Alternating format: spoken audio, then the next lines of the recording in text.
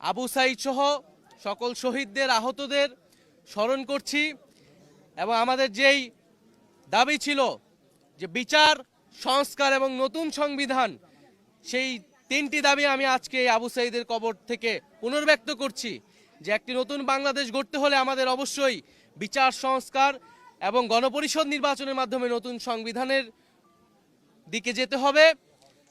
এবং যে জুলাই ঘোষণাপত্র এবং জুলাই সনদ নিয়ে টালবাহানা শুরু হয়েছে, আমরা স্পষ্টভাবে আমরা হুঁশিয়ারি দিতে চাই, যদি কেউ আপনারা মনে করে থাকেন, যদি সরকার বা অন্য কেউ মনে করে থাকে যে এই যে হাজারো লক্ষ মানুষ যারা রাজপথে নেমে এসেছিল তারা ঘরে ফিরে গিয়েছে, তাহলে আপনারা ভুল ভাবছেন।